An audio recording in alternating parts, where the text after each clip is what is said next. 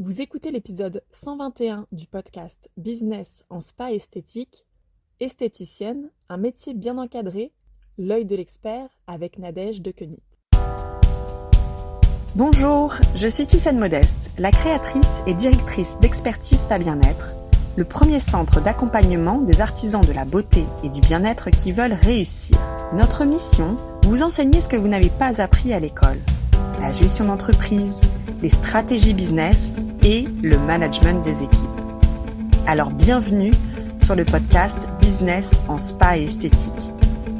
Chaque semaine, je vous invite à découvrir une nouvelle vision de votre métier avec les meilleures astuces que j'ai mises en place au cours de ma carrière, les outils que je partage avec nos clientes et leurs histoires de réussite, et les témoignages des grands acteurs de notre secteur. Cette semaine, je suis ravie de recevoir une invitée de marque, Nadège Dequenit, esthéticienne diplômée, détentrice du titre de meilleur ouvrier de France. Avec la concurrence grandissante et l'évolution fulgurante de notre secteur, j'ai voulu discuter avec Nadège de l'encadrement de notre profession. Alors au programme de cette semaine, nous allons parler de la CNAIB Spa et de ses missions, de ce qui existe actuellement pour encadrer le métier d'esthéticien et d'esthéticienne, du statut d'artisan et artisane de la beauté et de son évolution, et des possibilités d'évolution de carrière lorsque l'on est esthéticienne salariée. Alors c'est parti pour cet épisode. Bonjour Nadège, bienvenue. Je suis ravie de te recevoir sur cet épisode de podcast. Avant d'explorer tous les sujets, j'aimerais avant toute chose qu'on parle de toi, parce que tu es une des figures emblématiques de notre secteur spa esthétique. En plus de ta mission au sein de la CNAIB Spa, qui est la Confédération nationale artisanale des instituts de beauté et des spas, tu es bien sûr esthéticienne, mais tu as aussi décroché le titre de MOF, le meilleur ouvrier de France, en 2019. Alors, pour introduire cet épisode, est-ce que tu peux nous raconter ton parcours?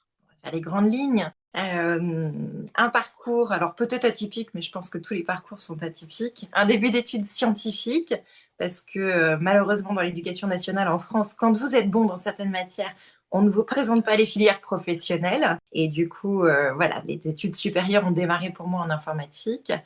Une reconversion qui est intervenue au moment où je préparais mon niveau Bac+4 parce que les stages en école d'ingénieur m'ont fait réaliser le quotidien du métier vers lequel je me destinais. Et là, je me suis alerte rouge. Là, ça va pas avoir de sens pour moi au quotidien. Par contre, j'ai bien en tête un métier qui aurait du sens et qui, moi, me nourrirait suffisamment pour pouvoir y passer 40, 50 ans, 8 heures par jour sans problème. Reconversion en esthétique donc, passage par le CAP, le BTS, formation spécifique ongles, et puis assez rapidement un début de carrière sur lequel j'ai eu beaucoup de chance, beaucoup d'opportunités, dont celle dans les 2 premières années de devenir manager salarié.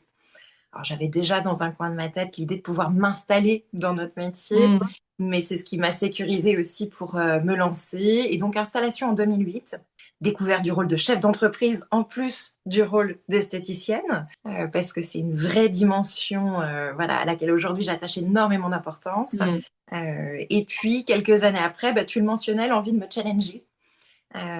Parce que tout simplement, quand on est en solo dans sa boîte, on a évidemment la fidélité de ses clients pour se prouver qu'on bosse bien au quotidien, mais l'envie d'être évalué par mes pairs, l'envie de savoir un petit peu ce que je vaux, qui m'a amenée à me challenger en 2013. Alors, j'ai fait 2 éditions parce que c'est un titre qui n'est pas facile à conquérir et en même temps, c'est une merveilleuse récompense. Donc, décroché en 2019 pour ma part. Et je trouve ça très chouette. La France est exemplaire là-dessus, qu'on ait une reconnaissance nationale qui peut se gagner juste au travail et à l'expertise acquise. Et effectivement, en parallèle de la passion, de l'entreprise, du MOF, un engagement CNAIB Spa depuis des années, mais on y reviendra après. Voilà, d'abord très égoïste pour m'accompagner en tant que chef d'entreprise, et puis après en prenant ma part du travail pour venir travailler pour cette profession de laquelle je suis amoureuse, tout simplement. C'est un magnifique parcours, et c'est vrai que ce titre, moi je trouve qu'il nous donne aussi des étoiles plein les yeux, et que, comme tu disais, c'est une vraie chance pour les artisans en France de concourir à ces meilleurs ouvriers. On va parler justement de tes missions au sein de la CNAIB Spa. Donc, comme tu disais, tu as de nombreuses fonctions engagées pour la profession, parce que tu es d'abord présidente de la Chambre des métiers et de l'artisanat des Pays de la Loire. Alors, du Maine-et-Loire, Du vice-présidente sur les Maine-et-Loire. Pays de la Loire. Step by step. Ah oui, c'est bien sectorisé.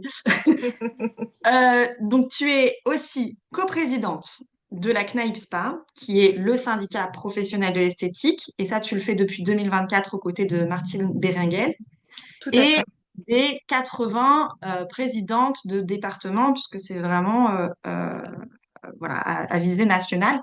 Est-ce que tu peux nous rappeler ce qu'est d'abord la CNAIPSPA et quelle est sa mission? Alors, la CNAIPSPA, c'est 3 grands axes de travail, 3 grandes missions. Je la mets en première parce que pour moi, c'est la plus importante, la plus essentielle de toutes les missions. C'est travailler à la défense des intérêts de la profession. Donc, travailler sur l'encadrement du métier et finalement anticiper les évolutions et prévoir le métier de demain. Et puis après, c'est aussi, et je l'évoquais très égoïstement, c'était mes premières motivations d'adhérente, moi, quand j'ai rejoint la CNAIPSPA, c'est l'accompagnement au quotidien du chef d'entreprise, lui simplifier la vie finalement face aux normes réglementaires, qu'elles soient générales pour les chefs d'entreprise ou spécifiques esthétiques. Et puis une troisième ambition qui est aussi de créer du lien.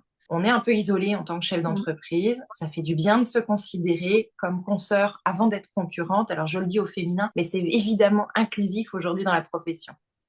Merci de le rappeler parce que c'est vrai que j'ai eu des auditeurs esthéticiens qui m'ont dit c'est sympa les podcasts, mais par contre, est-ce qu'on peut parler un peu plus aussi au masculin? Donc, on va faire attention effectivement à être un Mais peu tout plus à inclusif. fait. Esthéticien, des fois on me demande si le mot existe, je trouve ça aberrant. Évidemment qu'esthéticien existe. Alors, en quoi justement les esthéticiennes et les esthéticiens, qu'ils ou elles soient fraîchement diplômés ou indépendants, indépendantes ou gérants de structures avec des équipes, ou même salariés, et on va reparler un petit peu plus tard d'ailleurs, en quoi est-ce que tous ces professionnels ont intérêt d'adhérer à la CNAIPSPA? Qu'est-ce que, en fait, la CNAIPSPA leur apporte dans leur vie quotidienne? Alors, c'est vrai que j'espère qu'on aide toute la profession, y compris les salariés, y compris les futurs salariés, futurs chefs d'entreprise, nos apprenants actuels. La CNAIPSPA, c'est d'abord une organisation patronale, donc on défend, nous, les droits des chefs d'entreprise en esthétique, mais les intérêts convergent entre les deux. Mm. Quand on défend le métier, moi, je suis d'abord esthéticienne avant d'être chef d'entreprise. Hein. C'est dans ce sens-là dans ma tête. Donc, effectivement, les revendications qu'on porte, elles profitent à tous.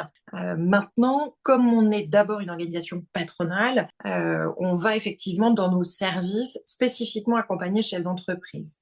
Donc, ça va être le sécuriser dans les obligations à respecter au quotidien. Et elles sont un peu nombreuses. Se sentir soutenu aussi. On est isolé, on a beaucoup de sources d'informations aujourd'hui. Je lis des aberrations sur les forums esthétiques, les réseaux sociaux, où Ouais. voilà, tout le monde s'improvise juriste, analyste de décrets ou d'arrêtés. Si on n'écoute que ça, on va droit dans le mur. Donc, avoir une info fiable sur quelqu'un qui vous répond, que ce soit localement, que ce soit nationalement, voilà, ça va être le premier service qu'on apporte. Et puis, bien évidemment, participer à l'évolution de la profession et à son encadrement. On en partage souvent le fond avec les collègues. On a un métier, mais je pense qu'on développera un peu plus en aval de ce temps d'échange. On a un métier qui est souvent pillé par d'autres professions. Et adhérer à la CNAIPSPA, c'est aussi participer à la défense de son métier. Ouais. Et ça, on en reparlera dans quelques minutes, mais ça devient de plus en plus pressant, en fait, de se sentir vraiment protégé dans ses diplômes et dans sa formation, notamment. Est-ce que tu peux nous présenter les différentes actions qui sont proposées par la CNAIPSPA aux esthéticiennes qui sont adhérentes? Bien sûr. Alors, il y a les actions qu'on mène au niveau national. Quand je parlais d'encadrement du métier, ça a été par exemple le fait de participer pour avoir le décret, l'arrêté sur l'encadrement de la pratique IPL laser. La dernière victoire récente, on a réussi à faire reconnaître notre expertise au même titre que médecins et infirmiers. Et ça, je ne peux que m'en féliciter. Très directement, dès qu'on adhère, en fait, on va avoir aussi un soutien palpable, pragmatique, immédiat. On a déjà une inclusion dans la vie locale. Comme les CNAIPSPA, elles ont la chance d'être incarnées dans chaque département quasiment de France et également sur les DOM-TOM. Donc, ça va être invité à participer aux AG, à participer aux formations qui sont organisées en local. C'est tout de suite les newsletters régulières. Je parlais de l'info juridique sûre et fiable. Et ben voilà, Ça arrive en pré-mâché sur notre boîte mail et j'avoue que c'est très confortable de pouvoir avoir cette garantie d'être toujours tenu au courant et avec une info digérée et en même temps bien disséquée pour notre profession. Et puis, c'est aussi l'accès aux documents sur le site de la CNAIP qui est très généraliste. On a un accès spécifique pour les adhérents où on peut télécharger tous les docs obligatoires. Et je reprends l'exemple de l'IPL laser. Dans les obligations que fixe le décret de 2024 et puis l'arrêté qui est sorti là en 2025, il y a pas mal d'affichages obligatoires. Ça, c'est des docs qui vont arriver en pré-mâché, si j'ose le terme, où il n'y a plus qu'à mettre son logo d'institut ou de spa et puis hop, c'est prêt à déployer. Ouais. Et ça, c'est tellement important. Enfin, moi, je vois au travers des accompagnements qu'on mène tout au long de l'année, on se rend compte en fait que certains cadres légaux sont peut-être pas à jour et le fait de pouvoir voilà, avoir accès à ces documents et à ces éléments en temps et en heure, bah, en fait, c'est déjà fait, quoi. Il n'y a plus qu'à imprimer, à le mettre en place et au moins on est clair avec ça. On va parler maintenant, si tu veux bien, de l'encadrement justement du métier d'esthéticienne et des évolutions. Avant de parler de notre futur à tous et à toutes, est-ce que tu peux nous rappeler comment on peut devenir officiellement esthéticien ou esthéticienne? Oui, avec plaisir, puisque c'est un de nos convés de fond. Alors, on va rappeler tout d'abord que c'est une profession réglementée, diplôme obligatoire pour pouvoir toucher les clients, pour pouvoir pratiquer. Alors, à mon grand regret, il n'y a que le CAP qui est obligatoire, voilà, dans notre profession. Mais moi qui ai une vision un petit peu plus large en tant que présidente de Chambre des métiers, c'est déjà pas mal par rapport à beaucoup de métiers. Il faut aussi se rappeler ça. Après, des diplômes, on en a d'autres qui permettent justement, parce que toutes les compétences ne sont pas enseignées en CAP, qui permettent justement d'acquérir un savoir-faire beaucoup plus diversifié. Donc, il y a le BP qui peut être la suite logique, il y a le bac pro qui existe depuis quelques années maintenant, il y a le BTS quand on veut aller plus sur des métiers de l'encadrement ou du commercial ou dévier vers la voie de la cosmétologie. Et il y a le brevet de maîtrise également qui existe quand on veut rester dans la pratique, mais devenir experte et vraiment être gérante de petites unités, de petites structures. Après, il y a beaucoup de titres complémentaires qui peuvent être faits pour avoir des expertises ciblées. Donc, on a des titres de branche qu'on travaille au niveau national avec les partenaires sociaux. C'est le cas du spa praticien, c'est le cas du stylisme ongulaire qui va sortir cette année. Et puis, il y a d'autres titres qui existent dans les registres RNCP et RS qui permettent alors soit d'acquérir une fonction, soit d'acquérir une compétence, mais qui sont bien différenciés des diplômes qui, eux, sont un niveau académique attesté, quelque chose d'officiel, reconnu d'État. Ça n'a quand même pas tout à fait la même valeur. D'où le fait de travailler sur ce qui est accessible quand on est diplômé. C'est très important. On a, comme tu disais, plusieurs niveaux en fait dans notre profession. On est, je pense, l'un des pays les plus avancés et les plus réputés quand même en matière de formation esthétique. Je parle souvent avec, ne serait-ce qu'avec Valérie Delforge sur ce qui se passe en Angleterre. On est vraiment en France à un autre niveau sur le métier. Et pourtant, aujourd'hui, les esthéticiens et les esthéticiennes sont de plus en plus confrontés à des nouvelles formes de concurrence. On a, par exemple, les influenceuses qui vont donner des conseils beauté, voire des tutos de massage visage. On a des personnes qui se disent experts de la peau, qui proposent des prestations à super bas prix, défiant toute concurrence. Et on a aussi toute cette technologie qui se développe de plus en plus et qui, au fur et à mesure, revendique un peu de pouvoir remplacer les masseurs. On a parlé du robot qui masse tout seul, de remplacer les analyses de peau. Alors, je sais qu'il y a de tout et je crois aussi que ça apporte du bon, toutes ces évolutions, les innovations technologiques, elles apportent une valeur ajoutée dès lors que ben, on sait les utiliser correctement, on les intègre de façon cohérente aussi dans le centre, on a une bonne formation. Mais c'est un vrai débat. D'un côté, moi j'entends et je comprends l'inquiétude et la colère des esthéticiennes qui se sentent un petit peu volées de leur métier parce elles ont fait leurs études, elles ont investi dans leur carrière, elles ont obtenu le diplôme pour exercer ce métier de spécialiste de la peau, par exemple. Ces formations, elles coûtent de l'argent. Et elles constatent à côté de la rue, en face d'elles, qu'il y a des tas de personnes qui finalement exercent leur métier sans diplôme d'État et en justifiant peut-être de quelques formations suivies par-ci par-là. Quel est, toi, ton point de vue par rapport à ça? Qu'est-ce que tu as envie de dire à ces esthéticiennes? Alors, la bonne nouvelle à la CNAIP Spa, c'est que les personnes qui vous représentent font le même métier que vous, donc subissent aussi ces aléas. Et une des sources de notre engagement, c'est que je suis hyper solidaire avec ce que tu viens de dire. Ça me fait bondir également. C'est viscéral et c'est notre combat de fond parce qu'effectivement, il n'y a que le CAP d'obligatoire. Le CAP, c'est alors à la fois juste et en même temps pas respecté. C'est ce que tu évoquais, hein. Mm. Je suis complètement d'accord. Je fais juste une petite parenthèse avec le constat que tu faisais. Les esthéticiens français sont parmi les plus diplômés d'Europe.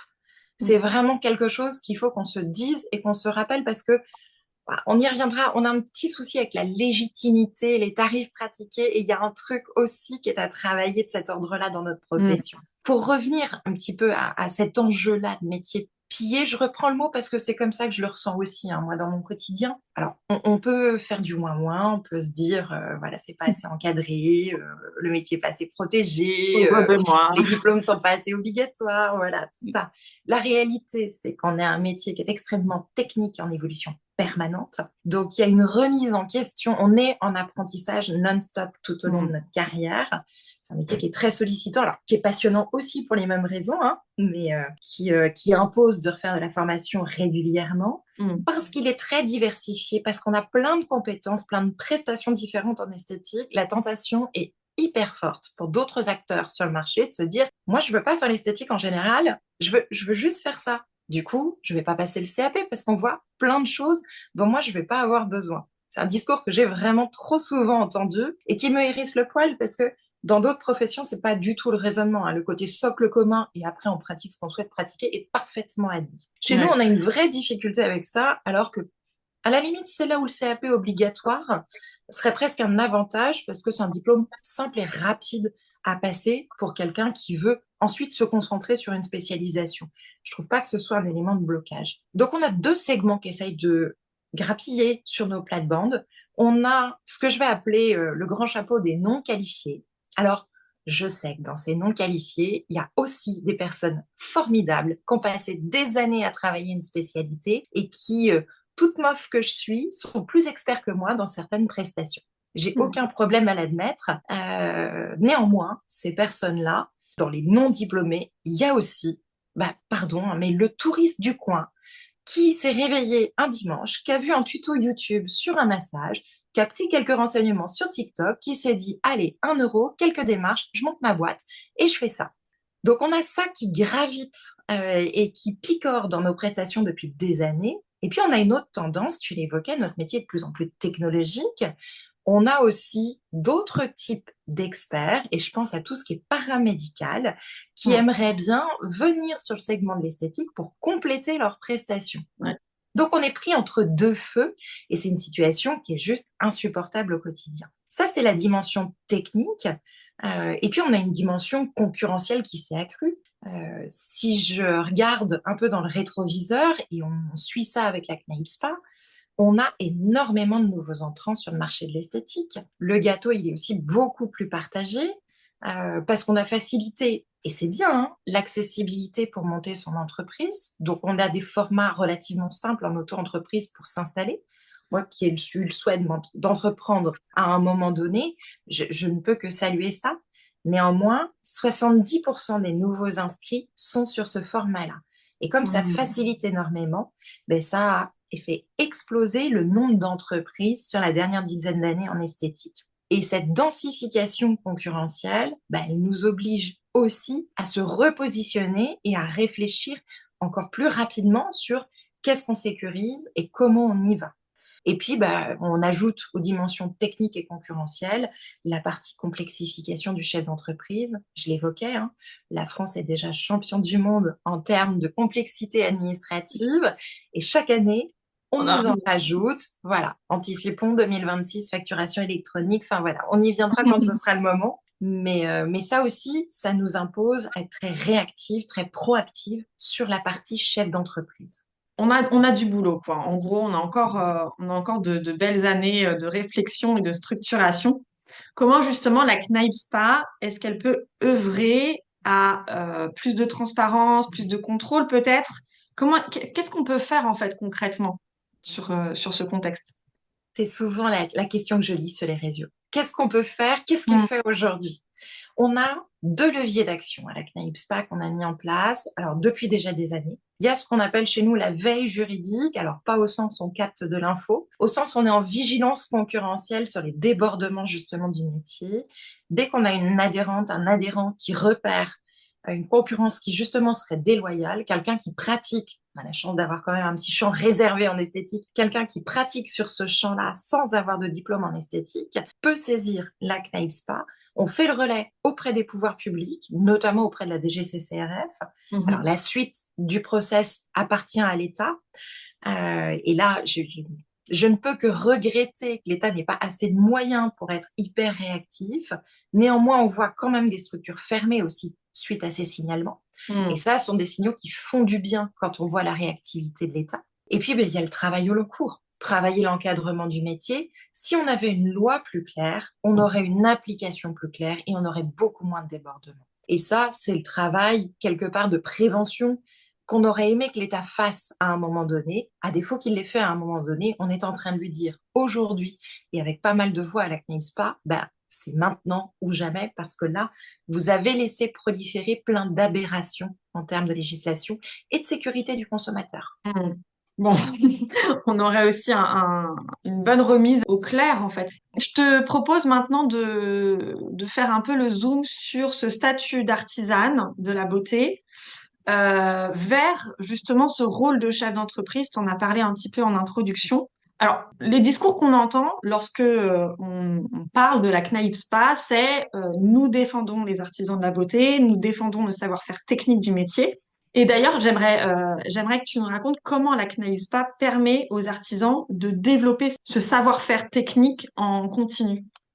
Ce savoir-faire technique, il appartient à chacun de réactiver finalement tout au long de la vie professionnelle.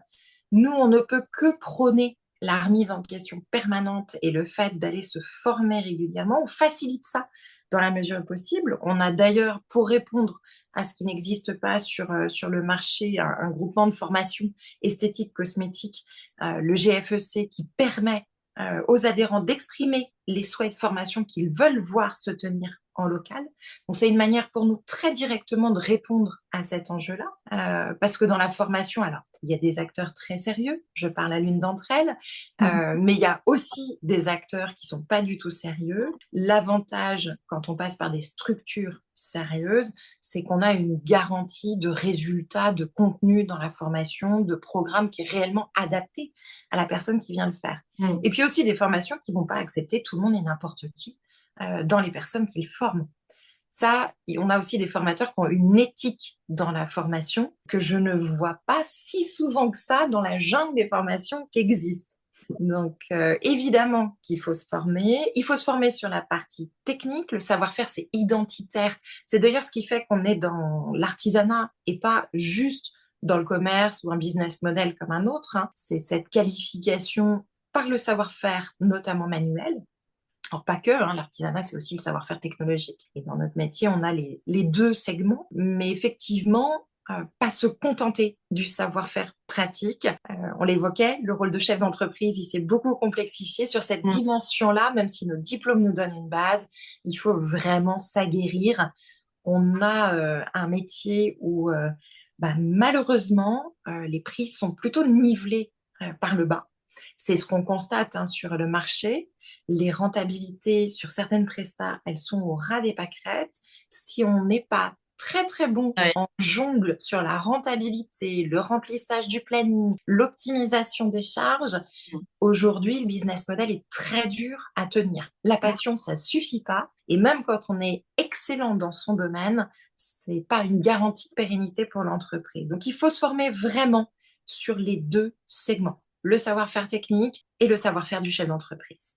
Le savoir-faire, c'est comme tu disais, c'est une fondation pour apprendre et il faut la développer en continu. On a des innovations, on a de la technologie qui apparaît sur notre secteur. Il faut savoir utiliser cette technologie au service de la cliente finale. Et comme tu disais, nous, on le voit et on le répète depuis maintenant 10 ans, ça fait 10 ans que ESBE existe. Aujourd'hui, une artisane indépendante, une gérante d'institut de beauté comme tu disais, elle ne peut pas vivre sereinement de son métier et de son activité si elle ne développe pas cette partie, ce champ des compétences de chef d'entreprise. Là, tu as cité la partie rentabilité et c'est définitif que si on ne sait pas lire ces chiffres, si on n'a pas ces coûts par soin qui sont vraiment très clairs et réactualisés chaque année, en fait, on va droit dans le mur. Nous, on a des gérantes, des chefs d'entreprise qui viennent chaque année, qui se payent pas, voire très peu. On peut même pas appeler ça un salaire. Et déjà, si on arrive à changer ça et faire que on peut vivre pleinement de cette belle activité professionnelle, c'est déjà un premier challenge. Mais je voulais aussi parler de ce sujet, c'est que lorsqu'on voit aussi chaque année, par exemple, tu parlais des formations, mais dans les règles de financement de la formation professionnelle dans notre secteur esthétique, en fait, on retrouve très peu finalement de compétences en savoir-être qui sont éligibles à des prises en charge. Quand je parle des compétences en savoir-être des esthéticiennes, je pense notamment à l'état d'esprit, de est-ce que je suis flexible avec toutes les transformations qui se passent sur le marché. Je pense aussi aux compétences des chefs d'entreprise, donc en gestion financière, mais aussi en stratégie de développement de l'entreprise, de son activité, comment je recrute une clientèle, comment je fidélise ma clientèle, le management des équipes aussi qui est devenu très challengeant pour les esthéticiens, les esthéticiennes qui encadrent des équipes. Et puis, il y a aussi toute la partie savoir-être commercial qui est liée à la fois au service client, au fait de savoir communiquer, de créer une vraie relation avec sa clientèle, de vendre, etc. Toute cette partie qualité de service. Donc, on sait que ces compétences, de plus en plus, le savoir-être, on en a besoin. Ce sont des compétences douces, au même titre que les compétences techniques. À ton avis, pourquoi il y a ce décalage? Pourquoi est-ce qu'on soutient plutôt les compétences techniques encore aujourd'hui, alors que on sait que maintenant, en fait, on a tellement besoin de ce savoir-être métier? Alors là, c'est difficile à dire. On n'est pas directement décideur. On siège pourtant dans les organismes via certaines présidentes, et je pense qu'à ma coprésidente Martine Béranguel au sein du FAFCEA, au sein de l'OPCOEP. Ouais. Mais effectivement, alors, il y a d'une part une tradition de prise en charge dans les métiers artisanaux. Il y a une tendance globale. On est sur des structures qui ne gèrent pas que l'esthétique, mais un ensemble de métiers. Il y a une appétence naturelle des chefs d'entreprise, des salariés à demander d'abord la formation technique. Et le premier enjeu pour les organismes de formation, c'est de financer pour répondre à la demande. Donc, je pense qu'il faut aussi qu'il y ait une prise de conscience des chefs d'entreprise de je dois aller sur le transversal parce que ça aussi, c'est une de mes casquettes que je n'ai pas le droit de négliger. Donc, il faut qu'on pousse tous ensemble pour que ça se rééquilibre dans le temps. Mais le marché va tellement plus vite que l'institutionnel, c'est toujours l'institutionnel qui s'adapte avec un temps de retard. Donc, continuons à booster ça ensemble parce qu'effectivement, il faut que ça aille dans ce sens-là. Ouais.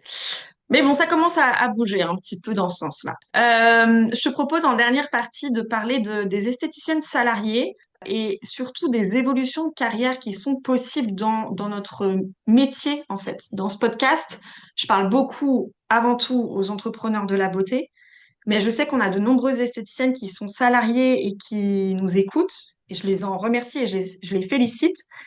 Donc pour ces esthéticiennes qui sont aujourd'hui salariées, à la fois on a des nouvelles générations, mais on a aussi les anciennes générations, je mets des guillemets. Quelle évolution peut-on espérer, premièrement, d'un point de vue évolution de carrière dans le métier d'esthétique, dans le secteur esthétique? Quelles perspectives on peut se donner en tant que salarié dans notre secteur?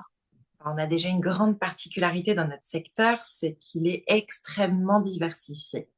Donc, on peut avoir des carrières dans lesquelles on va ressentir son métier très différemment, ce qui est un grand luxe et qui entretient la passion. Alors, selon le type d'entreprise dans lequel on est, spa, institut, paramédical, etc.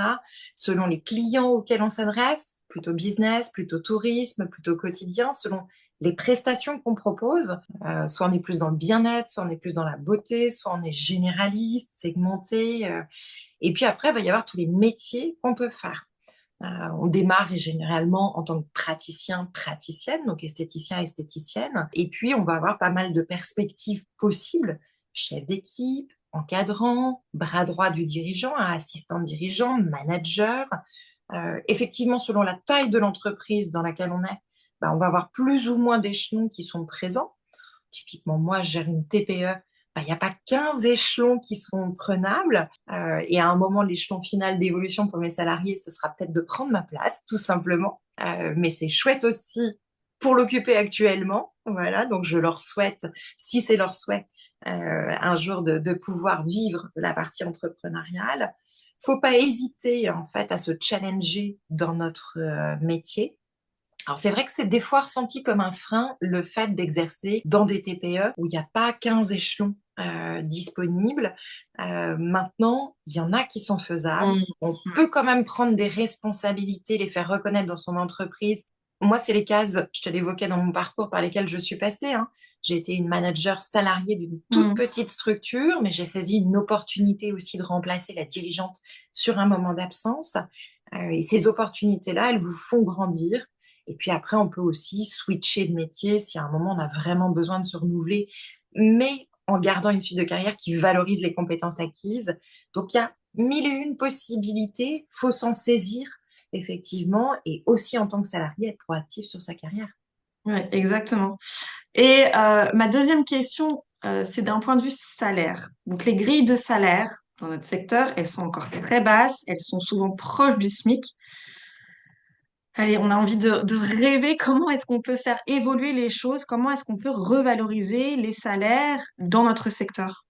Alors, c'est un grand enjeu. Et je suis ravie que tu m'en parles parce que c'est un des sujets du moment pour la CNAIM SPA. Il y a deux choses qu'il faut avoir en tête. Ce que fait la branche, c'est-à-dire que la CNAIM SPA, avec les partenaires sociaux, elle porte une vraie réflexion là-dessus. Alors, on essaye déjà d'avoir une grille de salaire qui ne se fait pas absorber par le SMIC. C'est très important pour nous de la re-questionner à chaque fois que le SMIC progresse pour qu'on ait toujours un delta et que nos diplômes valorisent très concrètement, financièrement, une différence sur la fiche de paie. C'est pas forcément assez à mon goût. Aujourd'hui, on est en train de travailler avec les partenaires sociaux de peut-être repenser une grille où il n'y a pas que le diplôme et l'entrée dans la vie active qui flèche finalement la case dans laquelle vous avez votre rémunération, mais une grille qui serait conçue différemment et dans laquelle on pourrait évoluer en fonction des compétences qu'on acquiert au fur et à mesure des années. Alors, ça va pas se faire en claquant des doigts, ça va pas se faire d'ici quelques jours. C'est un travail qui va se poser sur plusieurs années, de l'importance aussi d'être motivé sur le travail de fond parce que c'est ça qui fait évoluer le métier. On a quand même, et c'est l'autre point à retenir, une grande vigilance. On l'évoquait, aujourd'hui, les rentabilités sur certaines prestations, elles sont très fragiles. Ouais. On a un métier où les tarifs sont nivelés par le bas. Alors, si je peux lancer, au moins à ceux qui nous écoutent, un appel, assumez vos positionnements tarifs et rehausser les tarifs parce que c'est comme ça qu'on va grandir ensemble. Mais il faut tous qu'on le fasse parce que s'il y en a que quelques-uns, eh ben, ils n'arriveront pas à tenir le choc et ils seront dévorés par les autres. Parce que si on nous enlevait ce frein-là, on pourrait beaucoup plus jouer sur les salaires. En tant que chef d'entreprise, le jour où mon entreprise, elle génère plus de bénéfices, les premiers qui vont en être remerciés d'un point de vue pécunier, ce sont mes salariés. Je vis dans mon entreprise, j'exerce le même métier qu'elle. Évidemment, moi aussi, je vais me servir plus, mais tout le monde va être servi plus si on arrive à gagner plus sur nos prestations. Ce sera automatique dans les TPE.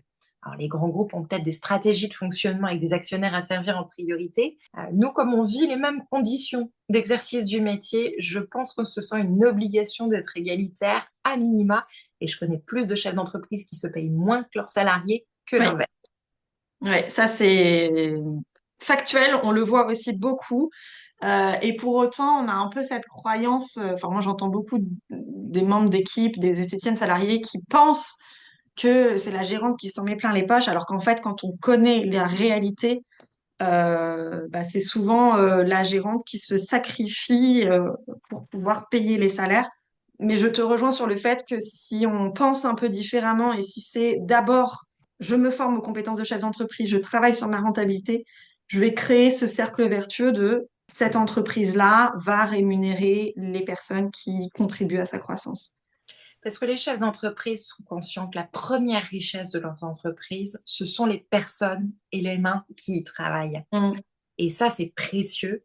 Moi qui ai la chance d'avoir des personnes fidèles dans mon entreprise depuis des années en salarié, c'est quelque chose sur lequel je souhaite me garantir de pouvoir continuer avec. Et j'ai besoin du coup de rester attractive. Ouais, exactement. Une petite question de la fin, c'est la question de la fin. quel serait le conseil avec un L majuscule et un E majuscule que tu donnerais à un esthéticien, une esthéticienne aujourd'hui pour l'aider à vivre pleinement de ce beau métier? Alors, avant de donner un conseil, déjà, félicitations. C'est le meilleur choix, c'est le plus beau métier du monde et je souhaite qu'il vous réussisse et qu'il vous passionne pendant toute votre carrière jusqu'à aller largement au-delà des 64 ans. C'est un métier qui est challengeant parce qu'il faut de la remise en question permanente, mais c'est ça qui entretiendra la passion. C'est vraiment pas à prendre à la légère ce côté challengeant. Mais du coup, mon conseil, il découle de ça. Il faut chercher à progresser personnellement sans attendre de l'extérieur. Et si vous voulez en plus faire progresser la profession, rejoignez les rangs de la CNAIB Spa, évidemment. Merci beaucoup Nadège pour ce temps et ce premier épisode ensemble. Peut-être qu'on aura d'autres formats à venir aussi. Merci beaucoup pour tout ce que tu fais aussi pour faire grandir cette profession au sein de la CNAIB Spa, mais aussi au sein de tes différentes casquettes. Merci à toi, Tiffany, pour l'invitation. Ravie d'avoir pu partager des choses. Je sais qu'à la CNAIB, on a le défaut des esthéticiennes. Très souvent, on est un peu trop humble et c'est des fois mal placé. On communique pas autant qu'il le faudrait sur tout ce qu'on fait, mais on espère très modestement être utile à la profession. Si vous souhaitez en savoir plus sur les missions de la CNAIB Spa et adhérer au syndicat pour prendre part à la protection de notre métier et de notre savoir-faire, consultez le site cnaib.fr. Vous pouvez également suivre l'actualité du réseau sur Facebook, Instagram et LinkedIn @cnaib.spa. Quant à moi, je vous retrouve la semaine prochaine pour un nouvel épisode. Si vous souhaitez aller plus loin et transformer votre activité et vos méthodes de travail, rendez-vous sur notre site internet expertise-spa-bien-être.fr. Découvrez le programme d'accompagnement et les cours ESBE conçus pour vous aider à développer vos compétences et faire de votre activité un véritable succès.